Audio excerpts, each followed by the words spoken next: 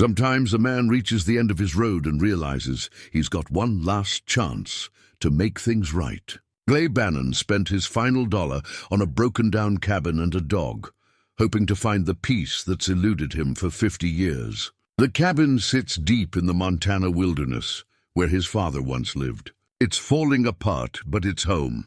Clay is tired and his past weighs heavy.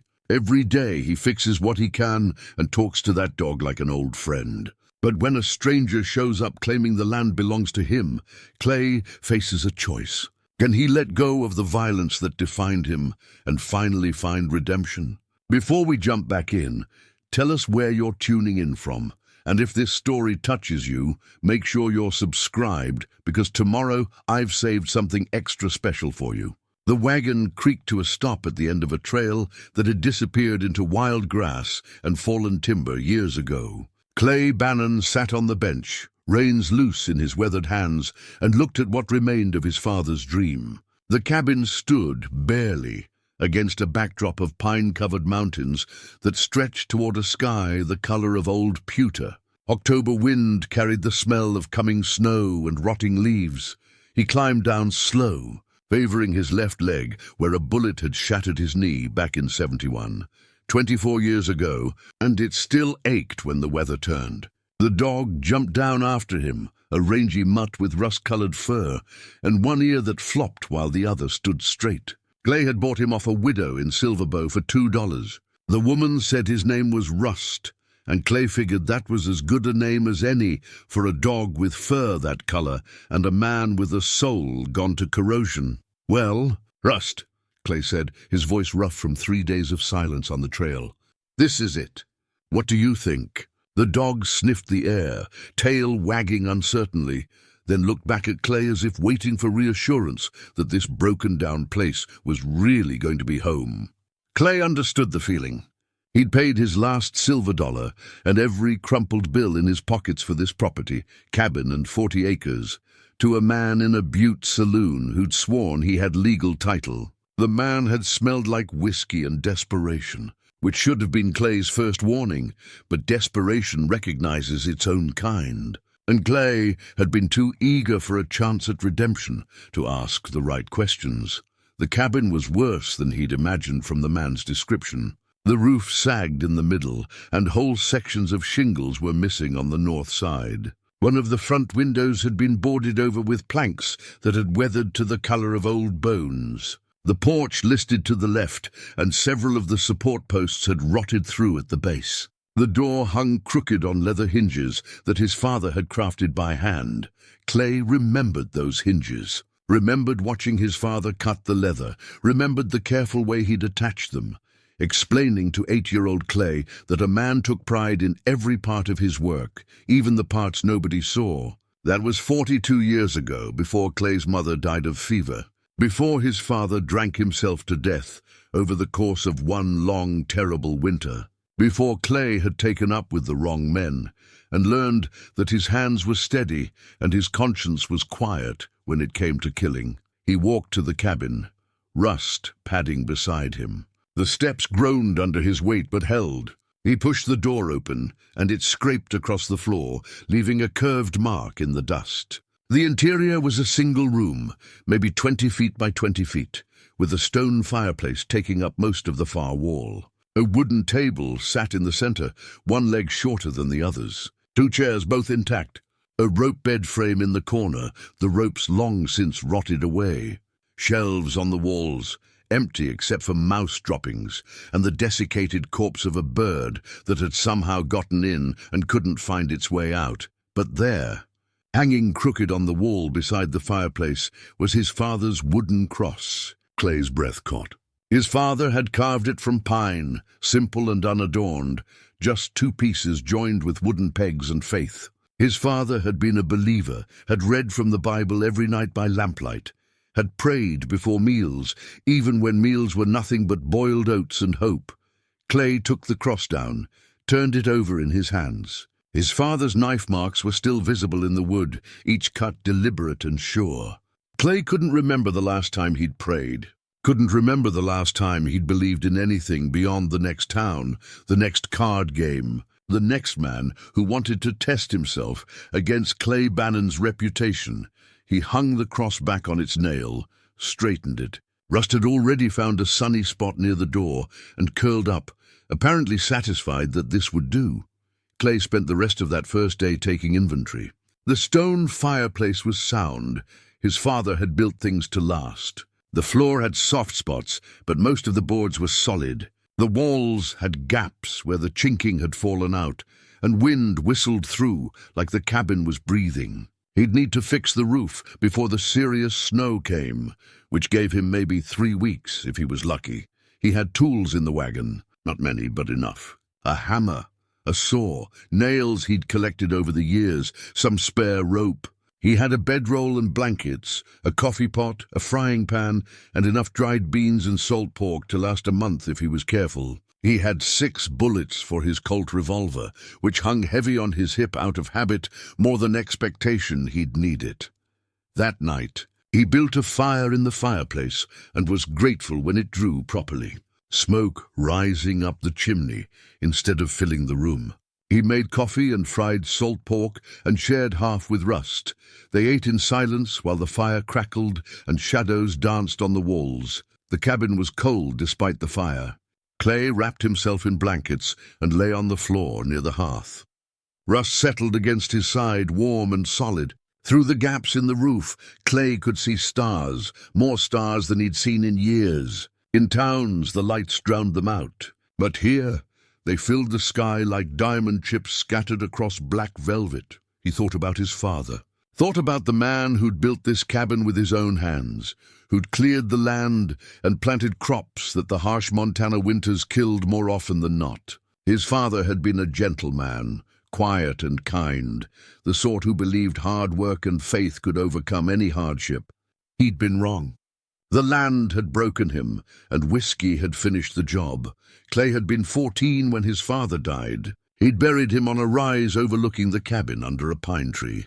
He wondered if the grave was still there, or if time and weather had erased even that small marker of his father's existence. After his father died, Clay had left, fallen in with a group of men who were running from something or towards something, he never knew which, and didn't care. They'd taught him to shoot, taught him to play cards, taught him that some men were born to work land and other men were born to take what they wanted. Clay had turned out to be good at taking. His first kill was a drunk cowboy in a Colorado mining camp who'd accused Clay of cheating at cards. Clay had been cheating, but that didn't make the accusation any less insulting. The cowboy had drawn first, but Clay's draw had been faster. He was 17 years old, and he'd felt nothing when the man dropped dead in the dirt, except a distant surprise at how easy it had been. After that, it got easier still. Over the next 33 years, Clay had killed. He'd lost count somewhere around 20, but it was more than that. Some had been fair fights, some hadn't. He'd worked as hired muscle, as a bodyguard, as an enforcer for men who did their violence through proxies. He'd been shot 4 times and stabbed twice, and had the scars to prove everyone. He'd never married, never had children, never stayed in one place long enough to call it home. And then, 10 years ago, in a town called Redemption, the irony of the name was not lost on him. He'd killed a man who turned out to be a father of 3. The man had drawn on Clay over a disagreement about a card game, and Clay had done what he'd always done.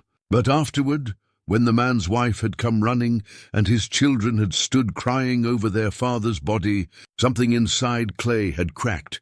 He'd left Redemption that night and hadn't drawn his gun on a man since. He'd drifted, working odd jobs when he could find them, playing cards for small stakes, drinking more than was wise, and growing older with each passing year. His hands had started to shake. His eyesight wasn't what it used to be. His reputation, which had once opened doors and kept him fed, had faded to the point where most young gunmen didn't even recognize his name.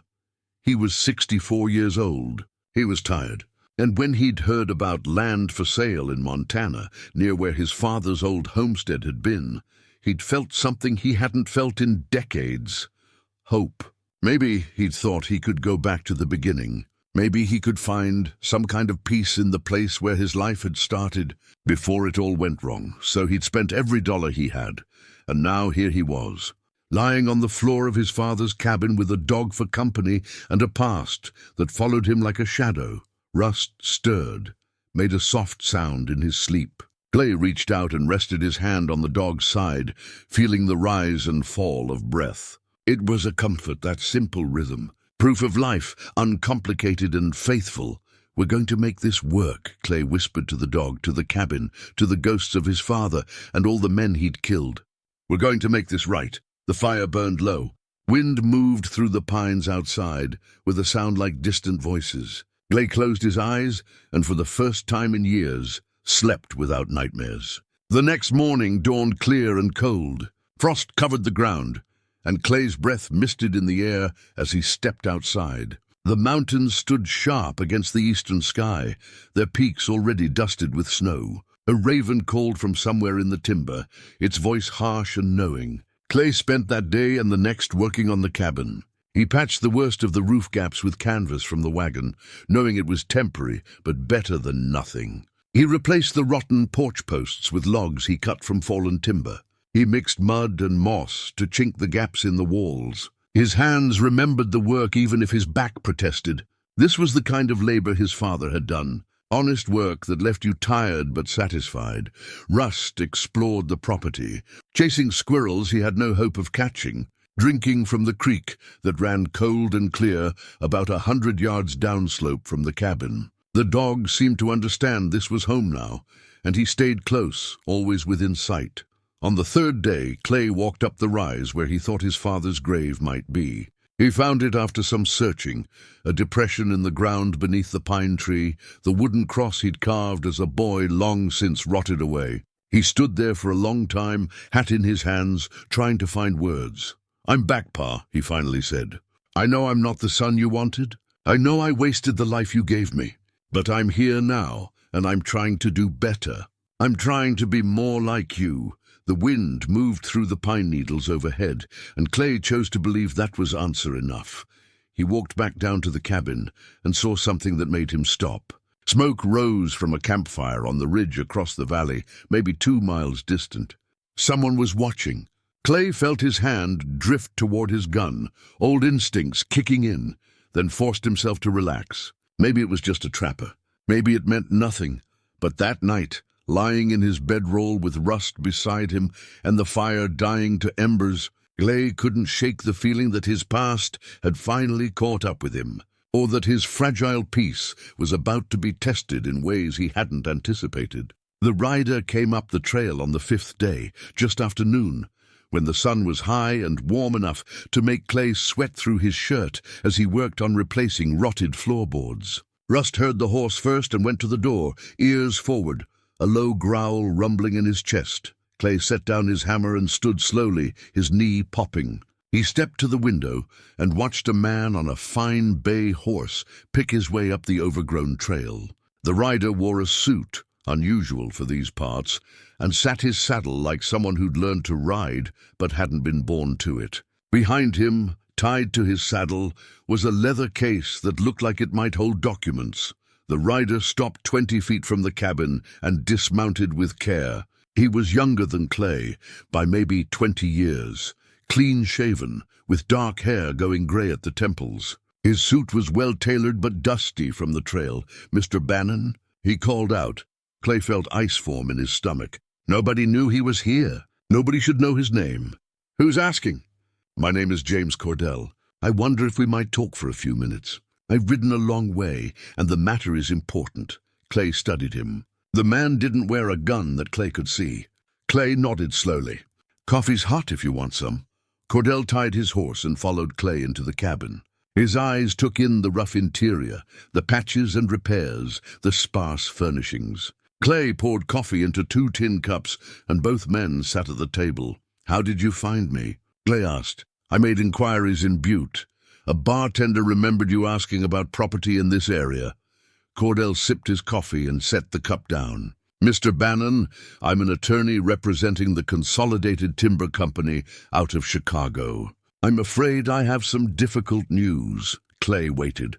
Cordell reached into his jacket and withdrew a folded document. He spread it on the table between them. This is the deed to this property, 40 acres including the cabin and water rights. It was filed with the Territorial Land Office in Helena 8 years ago. The property belongs to my client.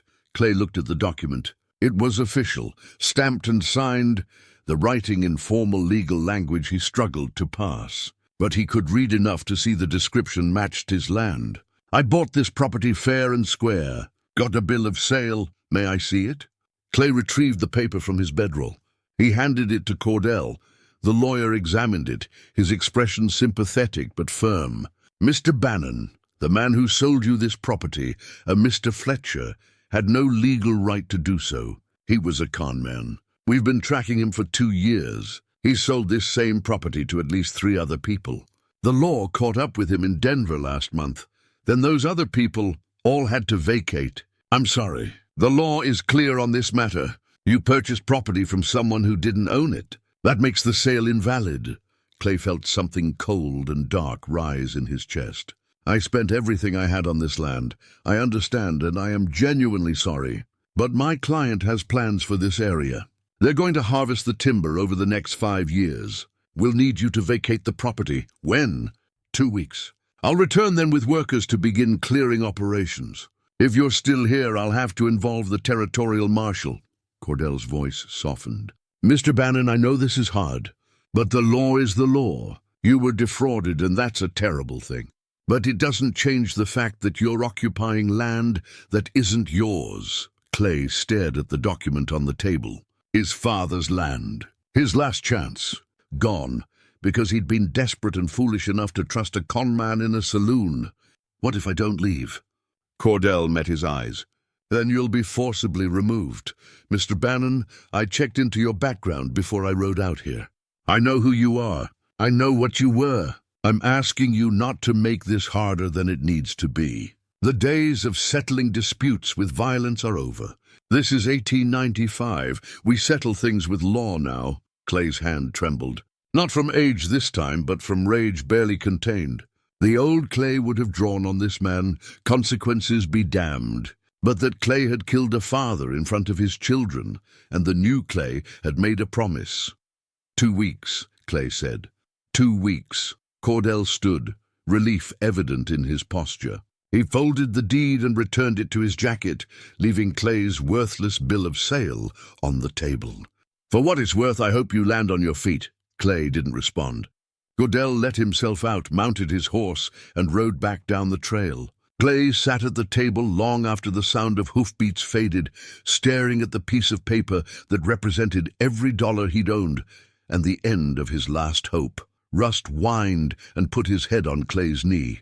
Clay reached down and scratched behind the dog's ears, the simple motion keeping him anchored when everything inside him wanted to explode. He picked up the bill of sale, read it again, as if reading it would somehow make it legitimate. But he could see it now for what it was, crude compared to Cordell's official deed, the signature probably false. He'd been so desperate to believe in the possibility of redemption that he hadn't seen the con. "Damn it," he whispered. Then louder, "Damn it!" He stood abruptly, the chair scraping across the floor. He paced the cabin, 5 steps to the wall, turn, 5 steps back. Rust watched him with worried eyes. Clay felt the weight of his revolver on his hip, felt the familiar urge to ride after Cordell and settle this the way he'd settled. Everything for 33 years, but that would make him exactly what he'd been. A killer who solved problems with violence because he didn't know any other way. And where had that gotten him? Alone, broke, haunted by ghosts, clinging to a false hope because he had nothing else. He stopped in front of his father's cross. "What do I do, Pa?" His father would have accepted it, would have packed up and left, trusting that God had a plan. His father had been a better man than Clay would ever be, but Clay wasn't ready to accept it. Not yet. He grabbed his coat and hat. "Come on, Rust. We're going to town." The ride to Timber Ridge took 2 days. Clay pushed hard, driven by a need to do something before the 2 weeks ran out. Timber Ridge was a logging town with 2 sawmills and a main street lined with businesses. Clay rode in at dusk, exhausted and sore. He found the saloon and asked the bartender about lawyers. The man laughed. Fellow named Gideon Hart got an office above the general store. He drinks too much and loses at cards, but I never heard anyone say he cheated a client. In the morning, Clay found Hart's office. The lawyer was younger than Clay expected, maybe 40, with red hair and sharp eyes. Clay told him everything: the land purchase, the con man, Cordell's visit, the 2-week deadline. When Clay finished, Hart leaned back in his chair and sighed. "Mr. Bannon, I'll be straight with you. You don't have a case. The law is clear. You can't acquire legal title from someone who doesn't have it to give. The timber company has a valid deed. You have a fraudulent bill of sale. That's the beginning and end of it. There's nothing I can do. You could sue Fletcher for fraud, but he's in jail in Denver with no assets. You'd win a judgment you could never collect. You could refuse to leave and force them to court, but that only delays the inevitable and might land you in jail." Clay felt the last of his hope drain away. "So I'm finished." Hart's expression softened. "The frontier is changing, Mr. Bannon. The law is taking over from the gun. My advice, take your 2 weeks. Find another place. Start over while you still can. I'm 64 years old. I've got no money and a past that follows me everywhere.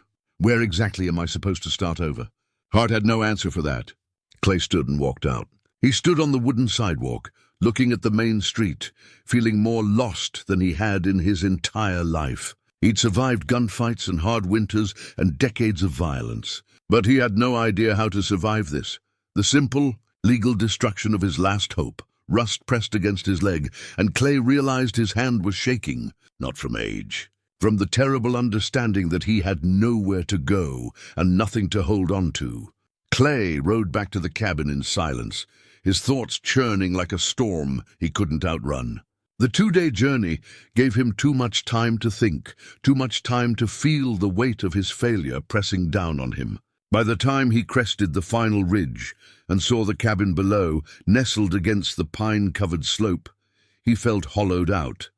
The property looked different now. Before, it had been possibility, a place where he might build something decent from the wreckage of his life. Now it was borrowed time, a temporary shelter that would be torn away in less than 2 weeks.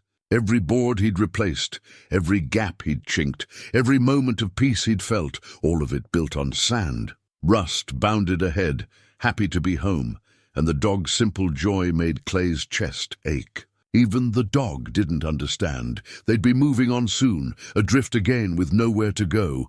Clay unsaddled his horse and turned it into the small corral he'd repaired. He carried his saddlebags into the cabin and dropped them on the floor. The space felt emptier than it had before, despite nothing having changed. His father's cross still hung crooked on the wall. The table still sat in the center with its uneven legs. But the warmth was gone, replaced by the cold knowledge that none of this was his. He built a fire more from habit than need and sat at the table with a cup of coffee. The fraudulent bill of sale lay where he'd left it, a mocking reminder of his foolishness. He picked it up, looked at Fletcher's signature, probably not even the con man's real name, and felt rage flare hot in his gut. For 33 years, he'd been the dangerous one. Men had feared him, crossed the street to avoid him, bought him drinks to stay on his good side, and now? Now he was just an old fool who'd been tricked out of his last dollar by a saloon grifter. The humiliation burned worse than any bullet wound. He stood and paced to the window. Outside, the sun was setting behind the mountains, painting the sky in shades of orange and purple. Beautiful country. His father had chosen well when he'd claimed this land all those years ago. Clay wondered what his father would think of him now, broke, desperate, clinging to a place that wasn't his and never would be. A sound made him turn. Rust had his nose pressed to the door, tail wagging. Clay opened it and the dog shot out, barking at something in the growing darkness. Clay followed, his hand instinctively checking his revolver. A figure stood at the edge of the clearing, a woman, he realized with surprise. She was older, maybe 50, with gray streaking through her dark hair. She wore a simple dress and a shawl against the evening cold, and she held a basket covered with a cloth. "Mr. Bannon," Her voice was steady, unafraid despite Rust's barking. "I'm Eleanor Wright. I live about 3 miles east, over the ridge. I heard you'd taken up residence here," Clay called Rust back. The dog obeyed reluctantly, still suspicious. "Mrs. Wright, you're a long way from home at this hour. I won't stay long. I just wanted to bring you these." She stepped forward and offered the basket. "Some bread and preserves. Welcome to the valley such as it is." Clay took the basket, confused by the kindness. People didn't usually seek him out with gifts. "That's neighborly of you." "Thank you. My husband and I, God rest him, he passed 2 years ago. We knew your father, Samuel Bannon. He was a good man. When I heard his son had come back, I wanted to pay my respects." Clay felt something catch in his throat. "You knew my father." "We did. He helped us when we first came to the valley. Gave us seed corn when ours failed. Helped my husband build our barn. He was the kind of neighbor who made this hard country a little easier to bear." She paused. "I was sorry to hear what happened to him.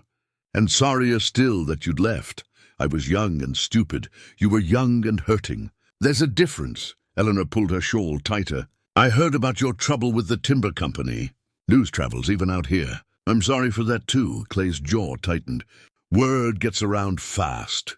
Gideon Hart drinks at the Broken Wheel. He mentioned it to the bartender.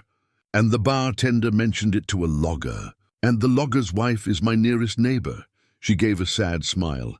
"That's how news travels in small places. I wanted you to know some of us remember your father. Remember the good he did. And we're sorry about what's happening to you." "Sorry doesn't change anything." "No, it doesn't. But sometimes it helps to know you're not alone." She gestured to the basket. "The bread is fresh this morning. The preserves are from my own raspberries. I hope they bring you some comfort." She turned to leave, then stopped. "Mr. Bannon, I don't know what you're planning to do when your 2 weeks are up. But if you need anything, a meal, a place to stable your horse, just someone to talk to, you're welcome at my place. Your father's son is always welcome." Clay watched her walk back into the darkness, her form disappearing into the trees. He stood there long after she'd gone, holding the basket, feeling something he hadn't felt in decades, the simple weight of human kindness. Inside, he uncovered the basket. 2 loaves of bread, still slightly warm. 3 jars of preserves, deep red and carefully sealed. He broke off a piece of bread and ate it slowly. It was good bread made with care and skill. The preserves were sweet and tart at the same time, tasting of summer and sun. Rust looked up hopefully, and Clay shared a piece of bread with him. "What do you think, boy?" "There's still decent people in the world." "Who knew?" But the kindness, while touching, didn't solve his problem. He still had less than 2 weeks. Still had nowhere to go and no money to get there. The bread wouldn't change that. That night, lying in his bedroll with Rust curled beside him, Clay stared up through the gaps in the roof at the stars beyond. He thought about his father, about Eleanor Wright's words. His father had been the kind of man who helped his neighbors, who made the hard country easier to bear. Clay had spent his life doing the opposite, making the world harder, more dangerous, more cruel. He thought about the men he'd killed. Most of them had probably deserved it in the rough justice of the frontier. But some hadn't. Some had just been in the wrong place or said the wrong thing or looked at Clay the wrong way when he was drunk and angry. And that man in redemption, the father of 3, he'd definitely not deserved it. He'd been protecting his own honor, and Clay had killed him for it. "I'm trying to be better, Pa," Clay whispered to the darkness. "I'm trying to be the man you were, but I don't know how. I don't know if it's even possible for someone like me." The wind answered with a low moan through the pines. Somewhere far off, a wolf howled. Russ stirred and pressed closer to Clay's side. Clay closed his eyes and tried to sleep, but sleep was a long time coming. When it finally arrived, it brought dreams of his father building the cabin board by board, while young Clay watched and learned. In the dream, his father looked at him and smiled. "It's never too late, son. It's never too late to do the right thing." Clay woke before dawn, with those words still echoing in his mind. He lay there in the gray light, thinking about what the right thing might be. He could leave peacefully when Cordell returned, as the lawyer had advised. That would be the safe choice, the legal choice, or he could fight. Not with his gun, he'd made that promise. But there had to be another way. Had to be something he could do that didn't involve violence, but didn't involve surrender either. He just had to figure out what that was before his time ran out. Clay spent the next 3 days working on the cabin with a fierce determination that surprised even himself. If he only had 2 weeks here, he'd make sure the place was in the best shape it could be.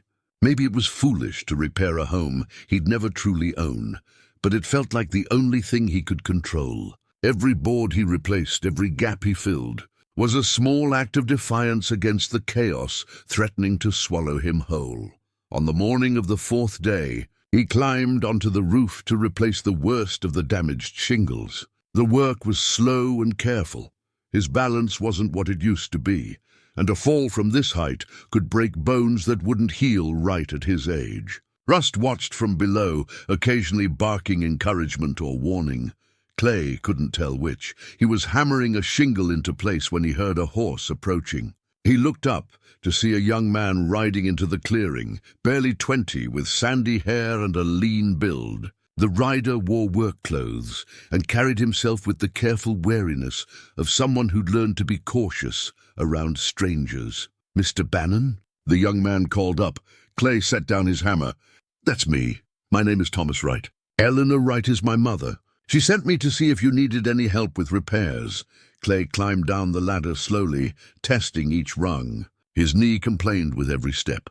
When he reached the ground, he got a better look at the young man. Thomas had his mother's dark eyes and a genuine quality to his expression that made Clay think of honest people, the kind he'd spent most of his life avoiding. "Your mother's already been generous enough," Clay said. "That bread was mighty good. She's got more where that came from. But I didn't ride out here just to deliver food. I came to help if you'll let me." Thomas gestured to the cabin. "This was your father's place. My mother says he was good to my family. Seems right to return the favor." Clay studied him. "You know I'm only here for another week or so. Timber company's taking the land, I heard. Doesn't change the fact that the roof needs fixing."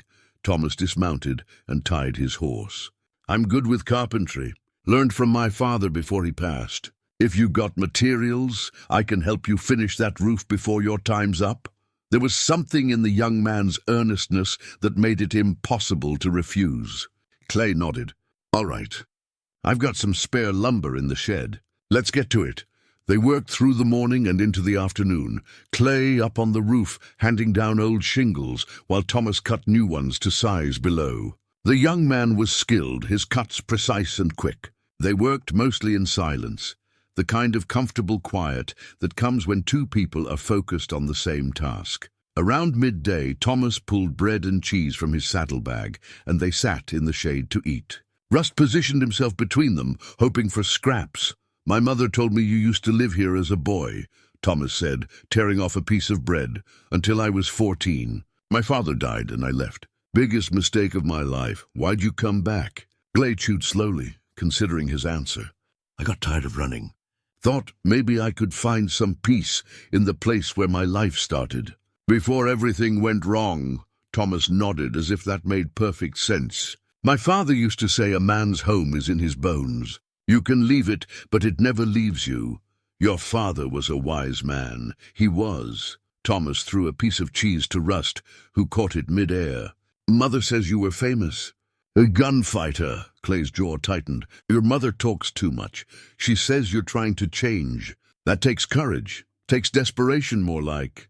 Clay stood, brushing crumbs from his pants. "Come on. Daylight's burning." They returned to work, and by late afternoon, they'd replaced most of the damaged section. Thomas proved to be not just skilled, but tireless, working with the energy of youth that made Clay feel every one of his 64 years. But there was satisfaction in the work, in seeing the roof take shape, in the solid sound of hammers driving nails true. As the sun began to set, Thomas gathered his tools. "I can come back tomorrow if you'd like. We can finish the rest." "I'd appreciate that."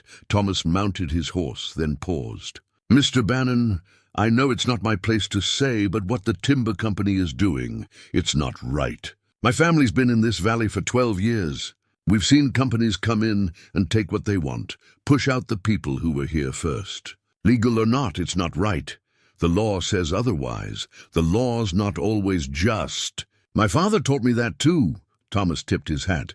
I'll see you in the morning. Clay watched him ride away, thinking about the young man's words. Legal and just weren't always the same thing. He'd known that his whole life had used that knowledge to justify things that had no justification. But now, on the receiving end, he understood it from a different angle. That night, as Clay prepared his simple dinner, he found himself thinking about community, about Eleanor Wright bringing bread and her son offering labor, about his father helping neighbors, building barns, sharing seed corn. His father had understood something Clay had spent his life ignoring, that people needed each other, that kindness and cooperation made survival possible in a hard land. Clay had always been alone, had preferred it that way. No attachments meant no weaknesses, no one to lose, no one to disappoint. But sitting here now in his father's cabin, eating bread baked by a neighbor's hands, seeing repairs made possible by a young man's generosity, he wondered if he'd been wrong about that too. He pulled out a piece of paper and a pencil stub he used for keeping accounts. He started making a list, not of what he'd lost, but of what he might still have. Eleanor Wright, Thomas, the memory of his father. This cabin, even if only for a few more days. Rust sleeping by the fire. The Montana mountains standing eternal against the sky. It wasn't much, but it was more than he'd had in a long time.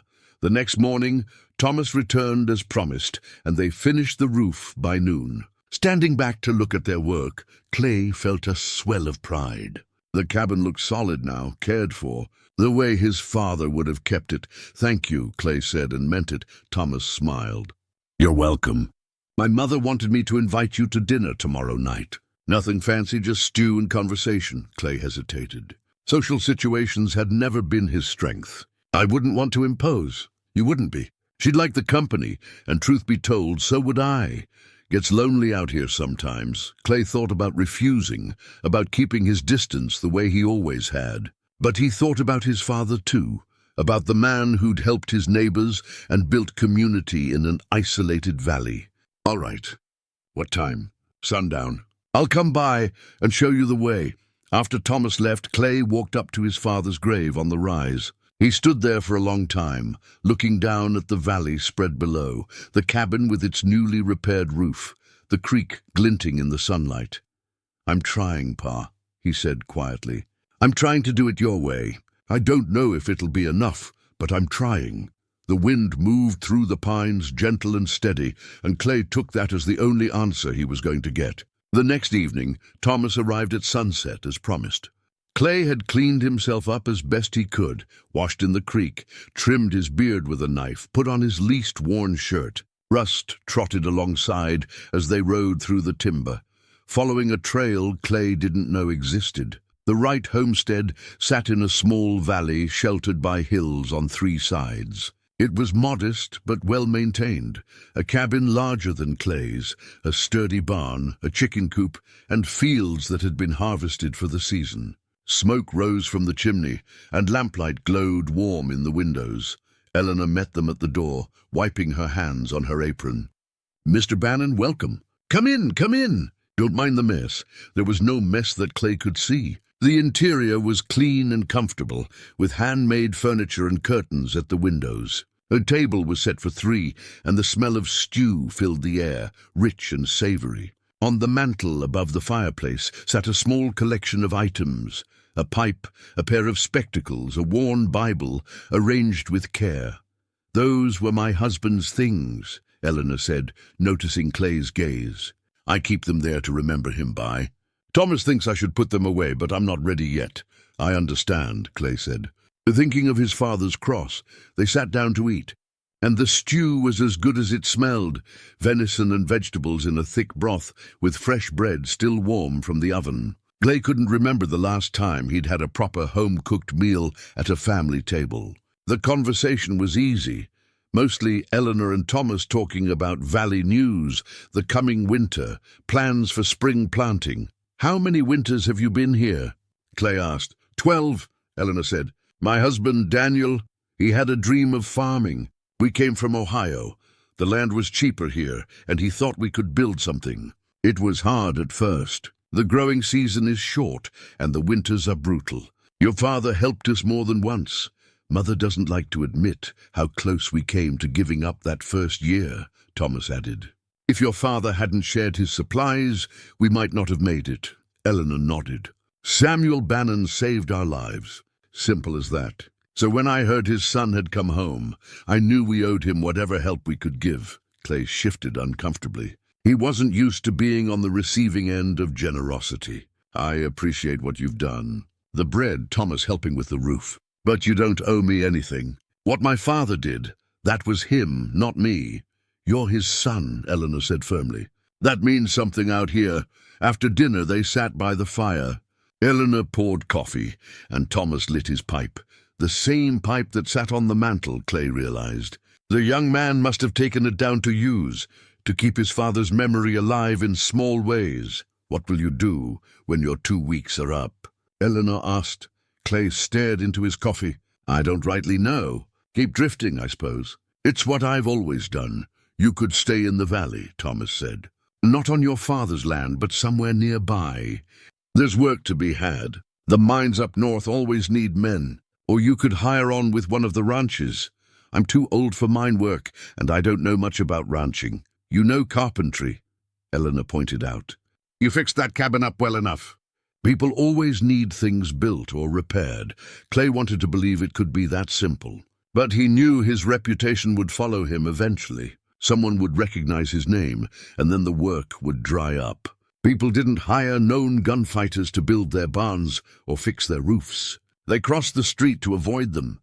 It's kind of you to offer ideas, Clay said. But I've lived a certain kind of life. That life doesn't lead to settling down and being part of a community. Eleanor set down her cup. Mr. Bannon, I'm going to speak plainly because I'm too old to dance around difficult subjects. I know what you were. Thomas told me what he'd heard in town. I don't care. My husband used to say that a man isn't defined by his worst day. He's defined by what he does after. You came back here looking for peace. That tells me you're trying to be different. And that's enough for me. Clay felt something tighten in his chest. I've done things, Mrs. Wright, terrible things. I've killed men, too many men, and now you're trying not to. That's what matters. The timber company knows what I am. That lawyer, Cordell, he made it clear he'd researched me. Called me by my full name. If he knows, others will find out. Thomas leaned forward. Let them find out. Most of the men in this valley have pasts they're not proud of. Half the miners were outlaws at some point. The man who runs the general store in Timber Ridge killed a man in Denver over a woman. We don't judge people by where they came from. We judge them by what they do here and now. It was a nice thought, idealistic even. But Clay had seen how the world really worked. Your mother is kind to feed me, and you're kind to help me. But when Cordell comes back with his workers, I'll leave peaceful. I won't bring trouble to this valley. What if there was a way to fight without bringing trouble? Eleanor asked. Clay looked at her. The lawyer said the law is clear. I don't have a case, not a legal case perhaps. But what about a moral one? Eleanor stood and went to a shelf, pulling down a newspaper. She brought it to Clay. This is from last month. There's an article in here about the territorial governor. He's been making speeches about protecting small landholders from big companies. Says Montana's future is with family farms and ranches, not corporate timber operations. Clay scanned the article. The governor's words were idealistic, talking about the spirit of the frontier and the rights of common people. Politicians say a lot of things they don't mean. Maybe, but what if you wrote to him? Told him your story? A man who spent his last dollar to buy his father's land, only to be cheated by a con man, now being pushed off by a Chicago company? Eleanor's eyes were bright with the idea. It's the kind of story that might get his attention. And if it doesn't, then you're no worse off than you are now. But if it does, if he decides to make your case an example, the timber company might back down rather than fight a public battle with the governor. Thomas nodded eagerly. Mother's right. It's worth trying. What do you have to lose? Clay thought about it. He'd never been good with words on paper, had barely finished school before his mother died. But Eleanor's suggestion had a desperate appeal to it. A way to fight that didn't involve his gun. Even if I wanted to try, I wouldn't know what to write. I'll help you, Eleanor said. We'll compose it together. Make sure it says what needs saying. Clay looked between them, this widow and her son who barely knew him, who were willing to help despite his past, despite everything. He thought about his father's cross hanging in the cabin, about the community his father had built through acts of kindness. All right, he said finally. Let's write a letter. Eleanor smiled and retrieved paper and ink from a drawer.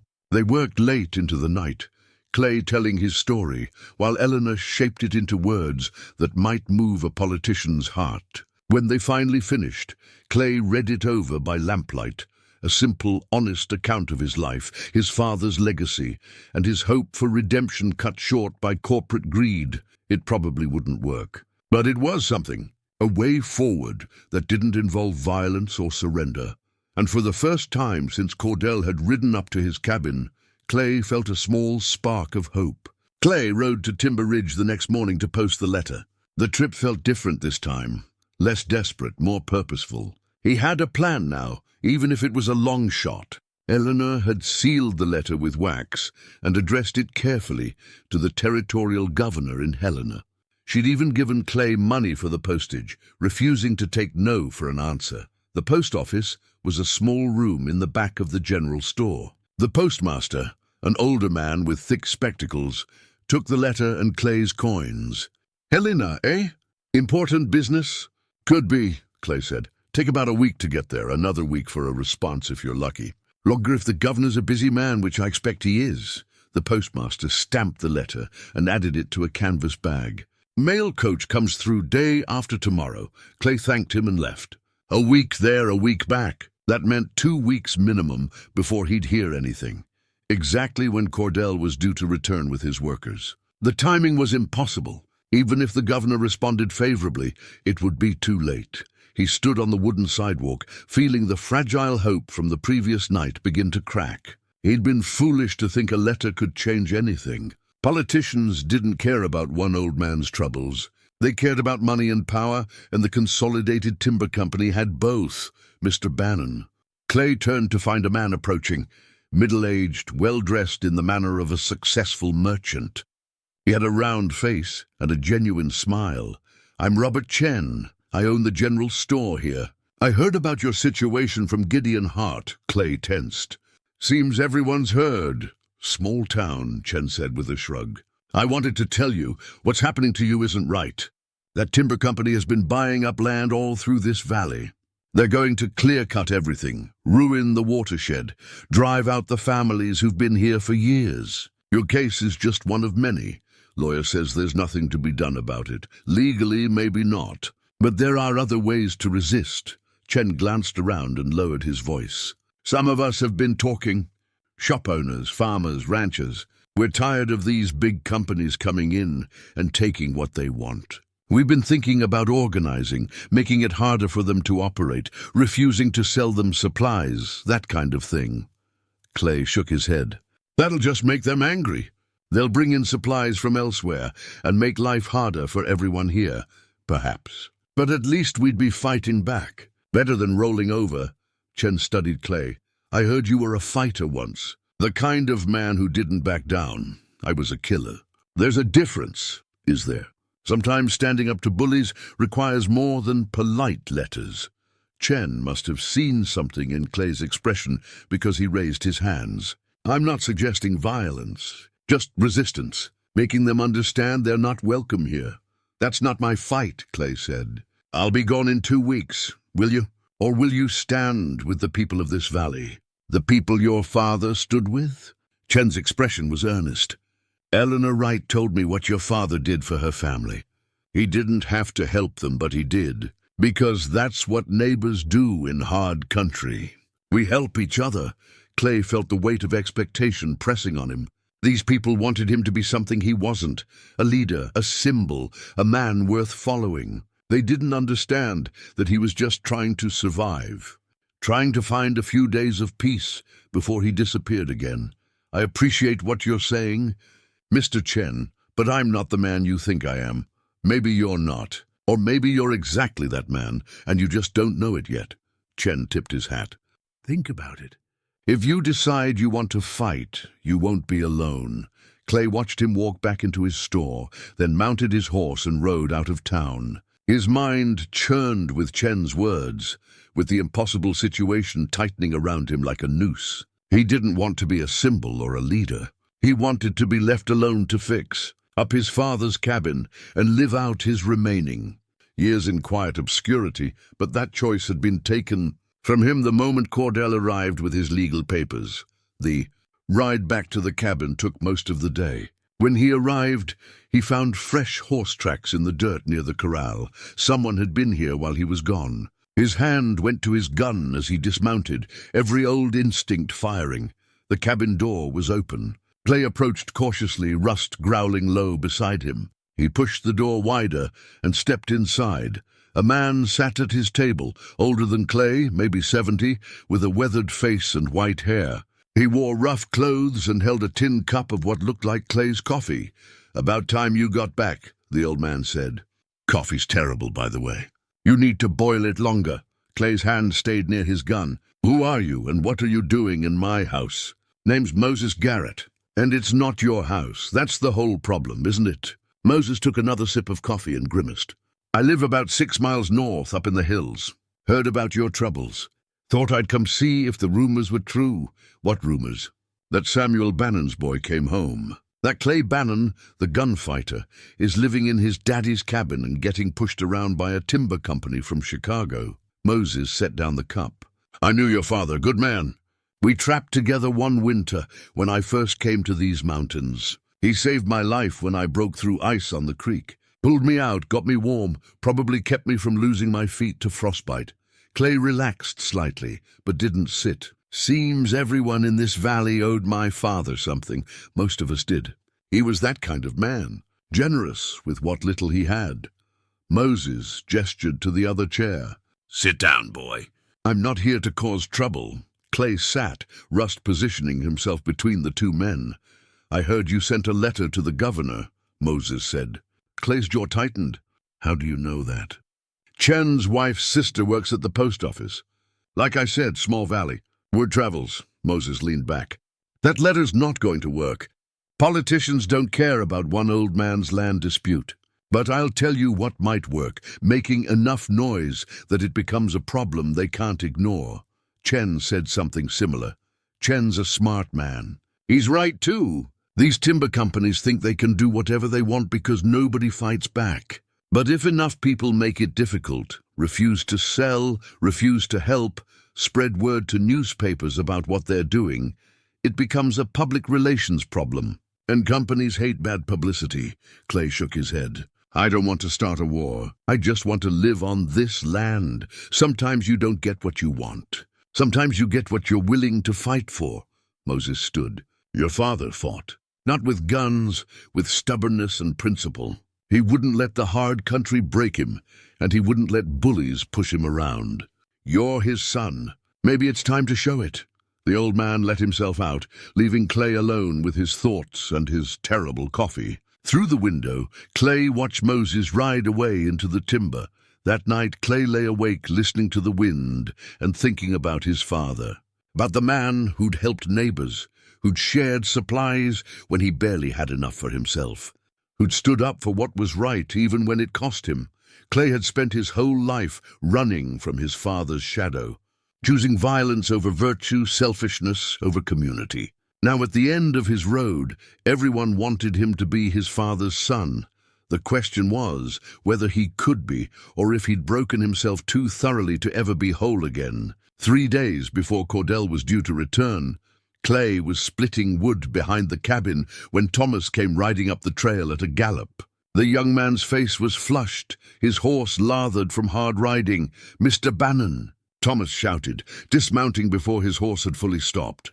"You need to come back to town with me. Right now." Clay set down his axe. "What's wrong?" "There's a U.S. marshal in Timber Ridge asking questions about you. He's got old wanted posters, and he's showing them around town." Clay felt ice form in his gut. "What's his name?" "Holloway. Marshal Ben Holloway. He rode in this morning and went straight to the sheriff's office." Thomas grabbed Clay's arm. "Mr. Bannon, one of those posters has your face on it. From 20 years ago. Says you're wanted for murder in Colorado. The world tilted sideways. Clay steadied himself against the woodpile, his mind racing back through decades of violence. Colorado, 20 years ago. That would have been 1875. A saloon in a mining camp called Silver Creek, a card game gone bad. A man who'd accused Clay of cheating, which was true. They'd both drawn, but Clay had been faster. The man had died in the street while the marshal was out of town. Clay had left before sunrise. What does he want? Clay asked. He's asking if anyone's seen you, showing the poster around. Thomas's voice was tight. If he finds you, he'll arrest me.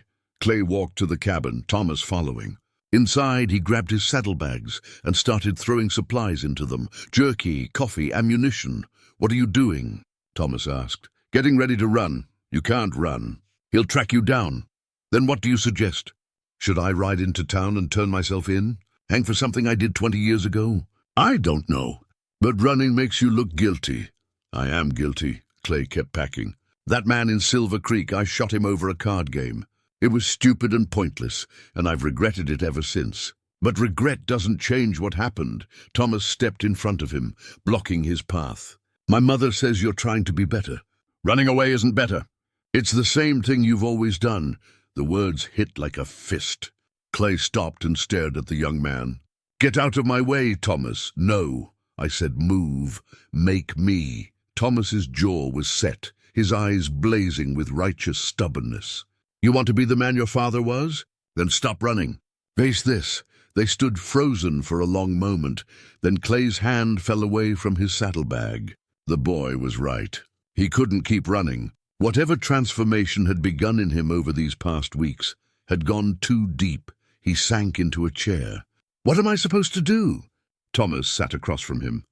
Tell me about Silver Creek, exactly what happened. Clay told him. The card game, the accusations, the draw, the man dying in the street. When he finished, Thomas was quiet for a moment. Who else saw it? Half the saloon. Maybe 15 men, then it was witnessed. You both drew. That's not murder, that's self-defense. I was cheating. I provoked him. Did you draw first? Clay forced himself to remember. No, he went for his gun first. I was faster, but he drew first. Then it was self-defense. Thomas stood. I'm riding to Timber Ridge to talk to this Marshal Holloway. I'll tell him you're here, that you're willing to come in and tell your side. Thomas, no. Yes, because if you run, you're guilty. But if you face this, maybe there's a chance. Thomas paused at the door. Be courageous, Mr. Bannon. Be your father's son. He left before Clay could argue. Clay sat alone, Rust whining softly at his feet, trying to control the shaking in his hands. 2 hours passed. Clay considered running, but stayed. Thomas was right. Running was what the old Clay would have done. When he heard horses approaching, Clay stood and moved to the window. 4 riders came up the trail. Thomas was in front, and beside him rode a man wearing a marshal's badge. Clay took a deep breath, opened the door, and stepped outside. His hand stayed clear of his gun. The marshal dismounted. He was in his 50s, with gray hair and hard but not cruel eyes. Clay Bannon? That's me. I'm Marshal Ben Holloway. I need you to come with me to answer questions about an incident in Silver Creek, Colorado, in 1875. Am I under arrest? That depends on what you tell me. Holloway's gaze went to Clay's gun. I'll need you to hand over your weapon. This was the moment. Clay could draw probably faster than Holloway, could go out in violence the way he'd lived most of his life, or he could be his father's son. Clay unbuckled his gun belt slowly and handed it to Holloway. I'll tell you everything, but I want Thomas right there when I do. As a witness, Holloway nodded. Fair enough. Let's ride. In Timber Ridge, they gathered in the sheriff's office. Clay, Holloway, Thomas, and the local sheriff. Holloway spread out a yellowed wanted poster on the desk. It showed a sketch of a younger Clay, wanted for the murder of James Kincaid in Silver Creek, Colorado. $500 reward, posted by Kincaid's brother, who was also the mayor. It wasn't murder, Clay said. It was a fair fight. Kincaid drew first. I can name a dozen men who saw it. Can you prove it? No, it was 20 years ago.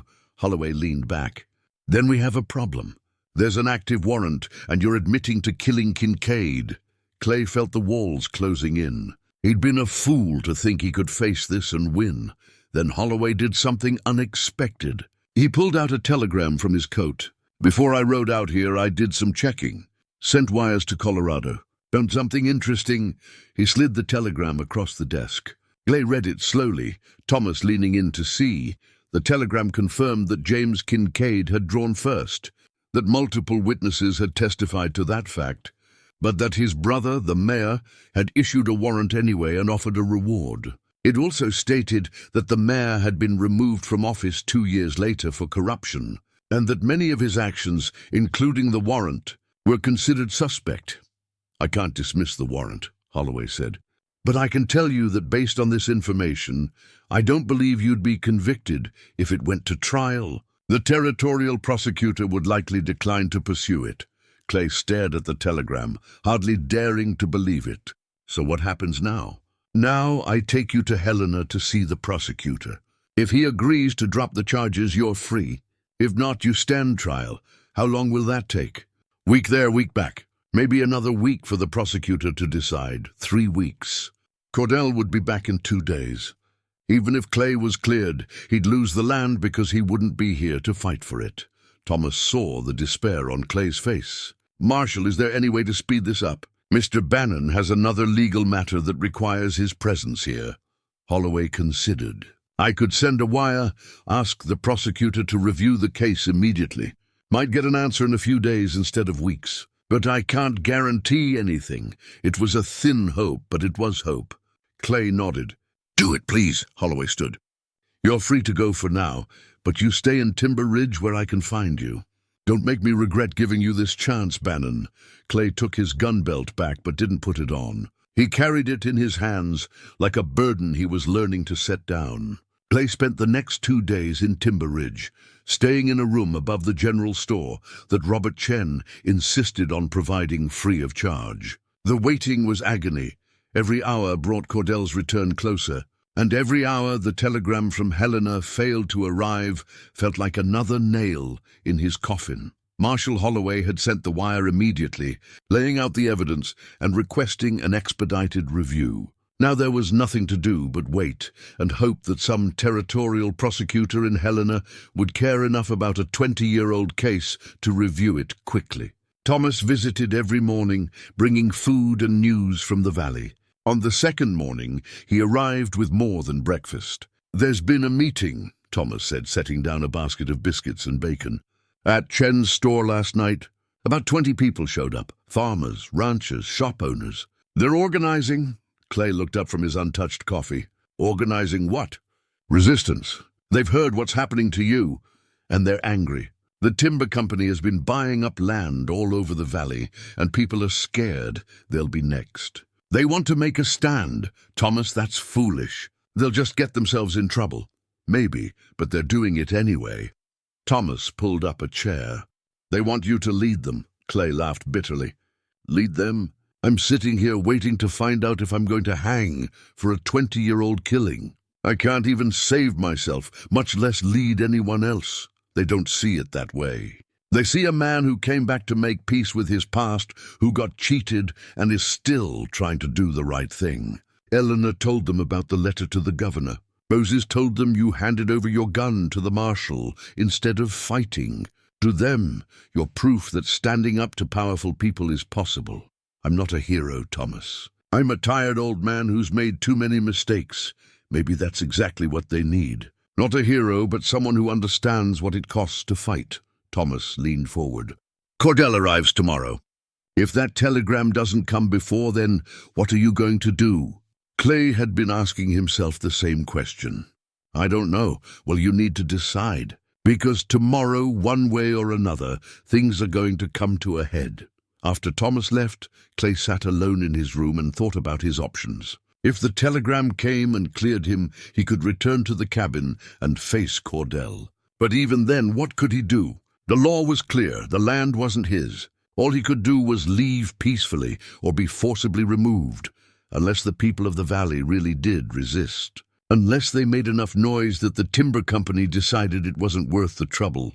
But that would mean dragging innocent people into his fight, putting them at risk for his sake. His father would never have done that, Or would he? His father had helped his neighbors, but he'd also accepted help when he needed it. He'd understood that community meant sharing burdens, not just benefits.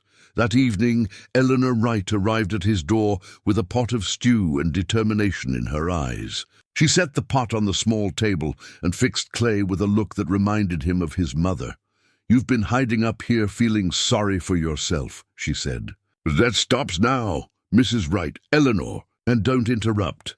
She ladled stew into a bowl and pushed it toward him. "Eat and listen. Tomorrow, when Cordell arrives, you're not going to be alone. There will be at least 30 people from this valley at that cabin with you. We're going to bear witness to what happens. We're going to make it clear that the Consolidated Timber Company isn't just pushing out one old gunfighter. They're pushing out the son of Samuel Bannon, a man who helped build this community." Clay shook his head. "I can't ask people to do that." "You're not asking. We're telling." Eleanor sat across from him. "My husband used to say that in hard country, people have two choices: stand together or fall apart. This valley has stood together for years. We've helped each other through harsh winters, failed crops, disease, loss. We're not going to stop now just because the threat wears a suit and carries legal papers instead of a gun. What if Cordell brings the territorial marshal? What if people get arrested? Then we get arrested. Sometimes standing up for what's right has a cost. We're willing to pay it." She fixed him with a steady gaze. "The question is, are you willing to let us?" Clay stared at the stew, steam rising from the bowl. "Why? Why would you risk so much for me?" "Because you're not just you. You're your father's legacy. You're proof that people can change. You're a symbol of everything this valley stands for: second chances, redemption, community." Eleanor's voice softened. "And because I think, deep down, you're becoming the man your father always hoped you'd be. We want to help you finish that journey." After she left, Clay ate the stew and felt something shift inside him. He'd spent his entire life alone, believing that solitude was strength and attachment was weakness. But these people were offering him something he'd never had: belonging. They were willing to stand with him, not because he was dangerous or useful, but because he was one of them.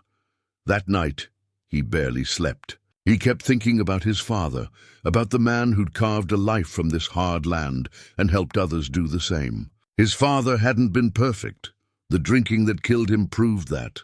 But he'd understood something fundamental that Clay was only now learning: that a man's worth wasn't measured by how well he stood alone, but by how many people stood with him when times got hard. Morning came cold and clear. Clay washed, dressed, and strapped on his gun out of habit. Then he paused, looking at the weapon that had defined so much of his life. Slowly he unbuckled it and set it on the bed. He wouldn't wear it today. Whatever happened, he would face it as his father's son, not as Clay Bannon the gunfighter. He walked downstairs to find the general store already buzzing with activity. People were gathering: farmers with weathered faces, ranchers in work clothes, shop owners in their aprons. Robert Chen was organizing them, his voice calm but firm. "Mr. Bannon," Chen said when he saw Clay, "we're ready. We ride out to your cabin in an hour. Marshal Holloway knows what we're planning. He's not happy about it, but he says as long as we remain peaceful, he won't interfere." Thomas appeared at Clay's elbow. "Still no telegram from Helena. But we can't wait any longer. Cordell will be at the cabin by noon." Clay looked at the faces around him, men and women who were willing to risk their own trouble to stand with him. He saw Eleanor near the door, her shawl wrapped tight against the morning chill.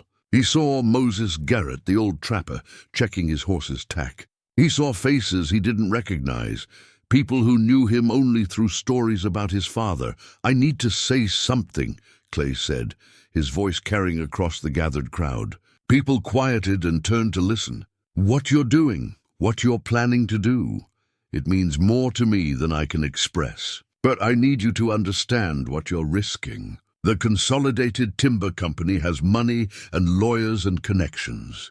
They could make life very difficult for this town, for this valley." "Let them try," Moses called out. Several people murmured agreement. "I'm serious," Clay continued.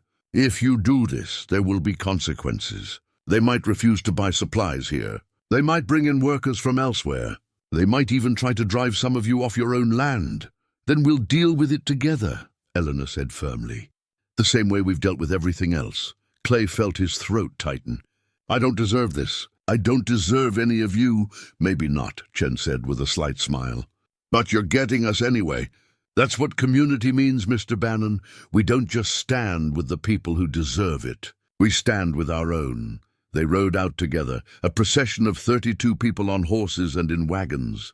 Clay rode at the front beside Thomas, feeling the weight of responsibility settling on his shoulders. These people were trusting him, following him, and he couldn't let them down. The trail to the cabin seemed shorter than usual. As they crested the final ridge, Clay saw what he'd been dreading. Cordell's horse tied near the cabin, and beside it, a wagon with 4 workers. Cordell himself stood on the porch, holding papers, clearly surprised by the approaching crowd. Clay raised his hand, and the procession stopped at the edge of the clearing. He dismounted and walked forward alone, aware of everyone watching. Cordell stepped off the porch. Mr. Bannon, I see you've brought friends. Neighbors, Clay corrected. People who knew my father. People who have an interest in what happens to this valley.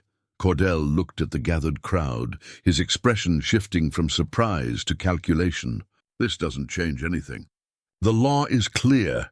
This land belongs to the Consolidated Timber Company. I have a court order authorizing me to take possession today. Then you'll have to take possession in front of witnesses, Clay said. Every person here is going to remember what happens today. They're going to tell their friends, their families. They're going to write letters to newspapers. They're going to make sure everyone knows how the Consolidated Timber Company does business. Cordell's jaw tightened. Are you threatening me, Mr. Bannon? No, I'm promising you something. You can take this land. The law says it's yours. But you won't take it quietly. And every piece of timber you cut from this valley, every dollar you make here, will be tainted by the story of how you got it. Clay gestured to the cabin. This was built by my father 43 years ago. He helped every person here or their families. He made this valley a place where people could survive. And you're going to tear it down for profit. I'm following the law, Cordell said, but there was uncertainty in his voice now. So am I, Clay replied. I'm leaving peacefully like you asked. But these people have a right to witness it. They have a right to bear testimony to what your company does. Before Cordell could respond, the sound of a horse galloping hard made everyone turn. A rider was coming up the trail at speed, one of the workers from town. He pulled up, his horse breathing hard, and thrust a paper toward Clay. Telegram came for you, Mr. Bannon.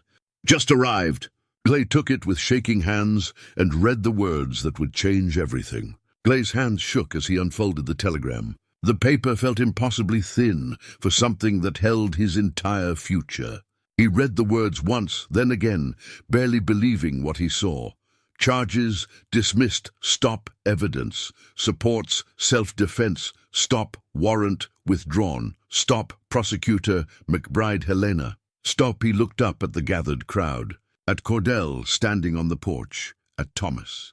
The charges are dismissed. The warrant's been withdrawn. A cheer went up from the crowd. Eleanor clapped her hands together.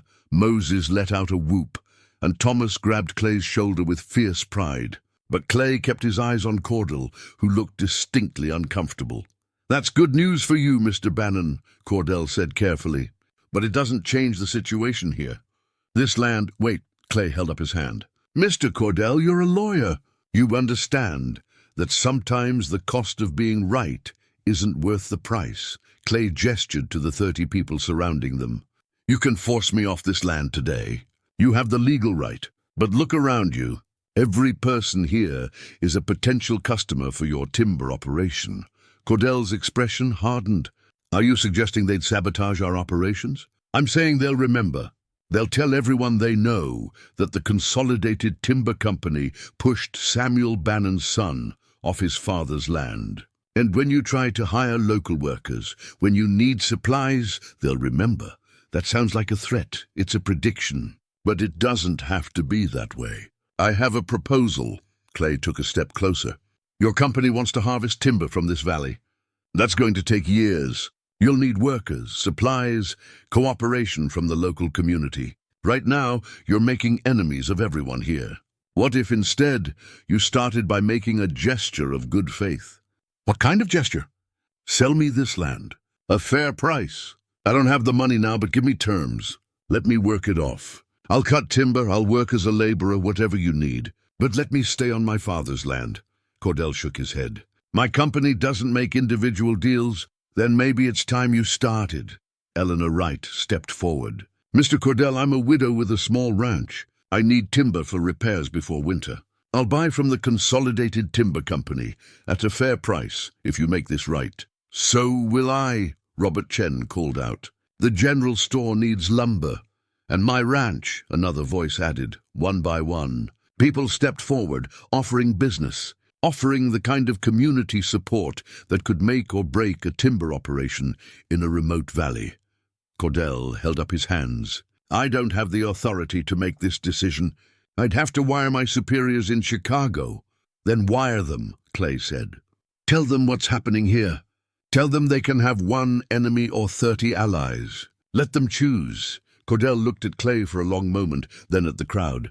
If I present this proposal, what guarantee do I have that you'll honor your end? You have my word. And you have theirs, Clay gestured to the gathered people. In this valley, a man's word still means something. Cordell pulled out a leather notebook and wrote for several minutes. Finally, he looked up. The fair market value for this property is $800. With interest, that's approximately $1,000 total to be worked off over 5 years. Roughly $200 per year in labor. Clay's heart sank. He'd never saved that kind of money. But Thomas stepped forward. I'll help him work it off. So will others. And I'll guarantee it, Eleanor said firmly.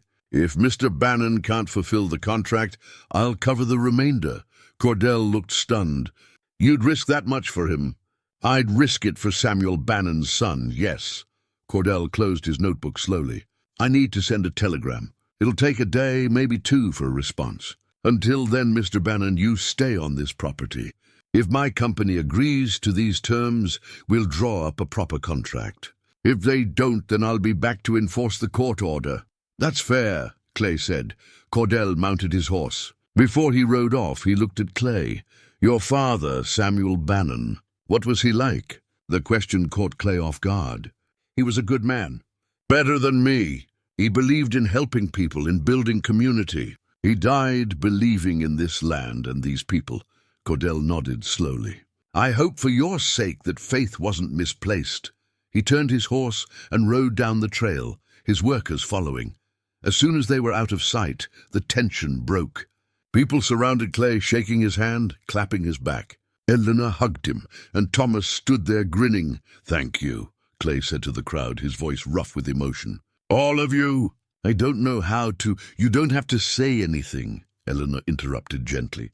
This is what neighbors do. As the crowd began to disperse, Clay stood in front of the cabin and looked up at the mountains. Rust pressed against his leg, and Clay reached down to scratch the dog's ears. For the first time in 50 years, Clay Bannon felt like he might actually have a home. The next 2 days were the longest of Clay's life. He stayed at the cabin, working on repairs he might never finish, trying not to think about the telegram that would decide his fate. Thomas visited each morning, bringing food and optimism Clay couldn't quite share. They'll agree, Thomas said on the second morning. It makes business sense, because they're a big company from Chicago, and they don't care what a handful of Montana farmers think. Clay drove a nail with more force than necessary. They've got lawyers and money. We've got good intentions. We've got each other. That counts for something. Clay wanted to believe it. On the afternoon of the second day, Rust started barking. Clay walked to the door. A rider was coming up the trail, Cordell alone this time. Clay's stomach tightened. He stepped outside and waited. Cordell dismounted, his face unreadable. He carried a leather document case. Mr. Bannon, may we talk inside? Clay nodded and led him into the cabin. They sat at the table. Cordell opened his case and pulled out papers. I received a response from Chicago, Cordell said. My superiors were not pleased. They felt I'd mishandled things, allowed sentiment to interfere with business. Clay's heart sank. So they said no. They did, initially. Cordell paused. But I sent a second telegram. I explained the community involvement, the potential for negative publicity, the business commitments. I made the case that your proposal was actually good business, and they agreed. With conditions. Cordell spread the papers on the table. The Consolidated Timber Company will sell you this property for $800. With interest over 5 years, the total debt is $1,000. You'll work for the company at standard wages, $2 per day. That's roughly 250 days of labor to clear the debt. Clay stared at the papers, hardly daring to believe it. They agreed? They did. But there are conditions. First, Eleanor Wright's guarantee must be formalized. If you fail to meet the terms, she assumes the debt. Second, you'll work under company supervision. Third, any timber on this property becomes company timber. And fourth, you must maintain peaceful relations with the company and its workers. Any violence, and the contract is void.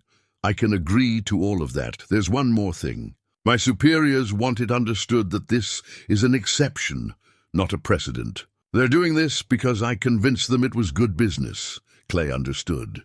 I understand. Cordell produced a pen and ink. I'll need your signature here, and we'll need Eleanor Wright's signature on the guarantee. She's at her ranch. I can ride there, no need. I stopped there on my way. She's already signed. Cordell showed him the document, Eleanor's neat signature at the bottom. She didn't hesitate. Said she'd promised, and she keeps her promises. Clay felt his throat tighten. Eleanor had guaranteed $1,000, probably more money than she had. If he failed, she'd lose everything. I won't let her down, Clay said quietly. See that you don't. Cordell pushed the papers forward. Sign here, Mr. Bannon. Clay took the pen. His hand shook slightly as he signed his name on the papers that would make him the legal owner of his father's land. When he finished, Cordell countersigned as witness. It's done, Cordell said, gathering the papers. You now own this property, subject to the terms we've discussed. I'll file these with the Territorial Land Office. You'll receive a copy of the deed once it's recorded. He stood to leave, then paused at the door. Mr. Bannon, what happened here changed my mind about some things. I came believing that law and business were all that mattered, but I saw something different. I saw people who cared more about each other than about money. That's rare. My father understood that, Clay said. I'm just learning. Well, keep learning. I'll see you Monday morning at the timber site. 6 o'clock sharp. Cordell tipped his hat and left. Clay stood in the doorway and watched him ride away. Then he looked around the cabin, his cabin now, legally and truly his. He walked to his father's cross on the wall and straightened it. I did it, Pa, he whispered. I kept the land. I kept our home. Rust barked outside, and Clay went to see what had caught the dog's attention. Thomas was riding up the trail, Eleanor beside him, and behind them came a whole procession of people from the valley. They carried food and smiles. We heard Cordell rode by, Eleanor called out. Came to celebrate or commiserate, whichever was needed. Celebrate, Clay said, and couldn't keep the grin from his face. The land is mine. The cheer that went up echoed off the mountains. People gathered around, and someone produced a fiddle. And before Clay knew what was happening, there was music and dancing and more food than he'd seen in months. He stood apart for a moment, watching these people who'd become his community. They'd saved him when he couldn't save himself. They'd stood with him when he'd done nothing to deserve it. They'd shown him what his father had always known. That strength wasn't in standing alone, it was in standing together. Thomas appeared at his elbow with a cup that smelled like whiskey. To new beginnings, Clay took the cup and raised it. To community, and to second chances, they drank, and the celebration continued into the evening. And for the first time since he'd returned to his father's land, Clay Bannon felt truly at peace. Winter came early to the Montana mountains that year, but Clay Bannon was ready for it. The cabin stood solid against the wind, its roof tight, its walls chinked, its fireplace drawing clean. Inside, he had supplies enough to last until spring. Dried meat and beans, coffee and flour, everything he'd need to survive the long, cold months ahead. He'd been working for the Consolidated Timber Company for 3 months now. 5 days a week when the weather allowed. The work was hard, felling trees, stripping bark, hauling logs, but Clay found satisfaction in it. His body was stronger than it had been in years, his hands steady from honest labor. The other workers had been wary of him at first, knowing his reputation, but they'd come to accept him. He worked as hard as any man half his age, never complained, and kept his gun hung on a peg in the cabin where it belonged. He'd made $75 toward his debt so far. Only $925 to go. At this rate, it would take him nearly 4 more years to clear it. But he had time now. He had a future that stretched beyond the next town, the next card game, the next man who wanted to test his speed. On a cold December morning, Clay stood at his father's grave on the rise above the cabin. Snow covered the ground, and his breath misted in the air. He'd carved a new cross from pine, better than the one he'd made as a boy, and planted it firmly at the head of the grave. "I kept my promise, Pa," Clay said quietly. "The land is ours again, and I'm living the way you taught me, working honest, helping neighbors, being part of something bigger than myself." He paused. "I wish you could have seen it. Wish you could have met the people who helped me. They're good people, the kind you always believed in." The wind moved through the pines, and a raven called from somewhere in the timber. Clay stood there a moment longer, then walked back down to the cabin. Inside, he found Rust asleep by the fire, the dog's muzzle gray now with age, but his spirit still strong. Clay scratched behind his ears, and Rust's tail thumped the floor, without the dog bothering to open his eyes. There was a knock at the door. Clay opened it to find Thomas and Eleanor standing there, both bundled against the cold. Thomas carried a package wrapped in brown paper. "Morning, Mr. Bannon," Thomas said. "Mind if we come in?" "Of course." "Coffee's hot." They came inside, shaking snow from their coats. Eleanor settled into one of the chairs Clay had repaired, and Thomas handed him the package. "What's this?" Clay asked. "Open it," Eleanor said, smiling. Clay unwrapped the paper carefully. Inside was a leather-bound book, its pages blank, waiting to be filled. On the cover, burned into the leather, were the words, "Samuel Bannon's land, Clay Bannon, proprietor." "It's a ledger," Thomas explained, "for keeping track of your work, your payments, your progress. Mother thought you should have a record of it all. Something to show what you're building here." Clay ran his fingers over the leather, feeling the craftsmanship, the care that had gone into making it. "This is too fine a gift." "It's not nearly enough," Eleanor said. "You've given this valley something important, Clay. You've shown us that people can change, that it's never too late to choose a better path. That's worth more than any ledger." Clay set the book on the table, too moved to speak for a moment. "I should be thanking you, both of you. Without your help, I'd have lost everything." "That's what community means," Thomas said. "We help each other." They drank coffee and talked about Valley news, who was doing what, who needed help with winter preparations, plans for spring planting. It was the kind of conversation Clay had never had in his old life. Talk of ordinary things, of neighbors and weather, and the rhythms of settled life. After they left, Clay opened the ledger and picked up a pencil. On the first page, he wrote the date and then began to record his story, not the whole violent history, but the part that mattered. The part that started when he came home. He wrote about buying the cabin, about Cordell's arrival, about the people who'd stood with him. He wrote about Eleanor's bread and Thomas's help with the roof and Moses's terrible coffee. He wrote about the letter to the governor that never got answered and the telegram that changed everything. He wrote about signing the contract and the celebration that followed, and then he wrote about the future he was building, one day of honest work at a time. That evening, as the sun set behind the mountains and the first stars appeared in the darkening sky, Clay stood outside the cabin with Rust beside him. The valley stretched below, smoke rising from distant chimneys, lights appearing in windows as families gathered for supper. This was what his father had seen when he'd built this place. Not just land and timber, but possibility. A chance to build something that would last, to be part of a community. To leave something behind that mattered. Clay had spent 50 years running from this, believing that solitude was strength and attachment was weakness. He'd been wrong. The real strength was in standing with others, in accepting help, in admitting you couldn't do it alone. He thought about the men he'd killed, the violence he'd done, the years he'd wasted. Those things would always be part of him, scars that would never fully heal. But they didn't have to define him. He could be more than his worst moments. He could be his father's son. Rust whined and looked up at him, and Clay smiled. "Come on, boy. Let's go inside. It's getting cold."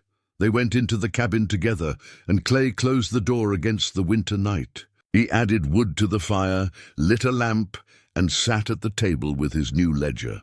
He had entries to make, records to keep, a future to document. Outside, snow began to fall, soft and steady, covering the valley in white.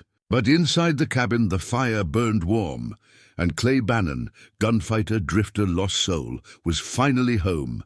He picked up his pencil and wrote, "Day 1 of the rest of my life. Weather cold but clear. Work good. Debt remaining, $925. Future possible." Then he set down the pencil, leaned back in his chair, and allowed himself something he hadn't felt in 50 years. Contentment. Not happiness exactly, not yet, but something close. Something that felt like peace. The journey had been long and hard, and he'd made more mistakes than any man had a right to. But here, at the end of his road, he'd found what he'd been searching for all along, a place to belong, people who cared, and a chance to be better than he'd been. It was enough, more than enough. It was everything.